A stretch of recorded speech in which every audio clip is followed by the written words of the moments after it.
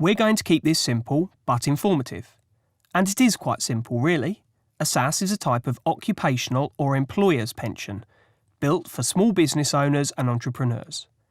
So, unlike a SIP or a personal pension, it's designed for and by you, the business owner, not a pension provider who has a predetermined set of things that they're happy for you to invest in, which is nearly always exclusivity to the stock market and collective funds.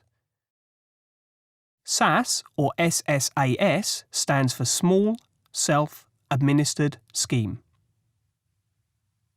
The small part refers to the fact that it can have up to 11 members, who must also be trustees.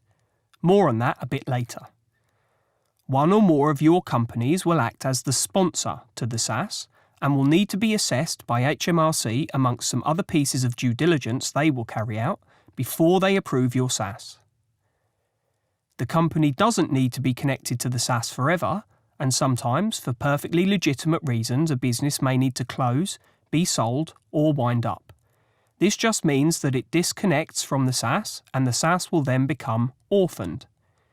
There are some important things that you need to know, but we're going to cover those a bit later on in plenty of detail, so don't be concerned. Because a SSAS only has 11 or less members, it sits within a very specific piece of pension law, allowing it to do some pretty fantastic things. One of its most unique and powerful tools is the ability to lend money to your companies. We're going to teach you all about that later, but to avoid getting sidetracked, let's just focus on the stuff you need to know to move forward now. A SSAS has a slightly different set of regulators, and you will need to interact with these, but again, we'll be teaching you what this means a bit later on.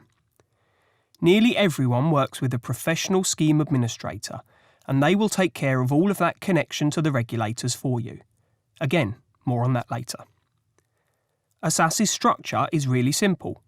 It's made up of a trust deed and rules. These are the founding legal documents and form the main basis of the entity. That means that by default, a SSAS is a ready-made legacy plan, because it allows the benefits to be passed on to the people that you love without falling foul of inheritance tax, meaning they get all of your pension, not just some of it. And, depending on a few other things, they may never have to pay any tax on anything they draw from it either. That's the power of a SSAS trust. A SSAS needs a bank account for the trustees to operate. This is specific to the SSAS and is never part of your business. It also needs some support to run it too, and we'll cover that in a little more detail soon. A critical part of the SSAS is the Board of Trustees, of which you will be an integral part too. Think of your SSAS as your next huge business opportunity. No matter what your business does, there are huge benefits to considering creating a SSAS because it can dramatically influence the things that you and your business can achieve, all of them positive. But also because a SSAS is much more like a business than it is a pension, both in the way it's structured and the way it works and your role within it. All you need to do is be prepared to learn a little, want to take absolute control and ownership of your pensions forever, now and for your family, and want to boost your business and your pension simultaneously. We're sure you do, because most business owners and entrepreneurs do. So let's get you started.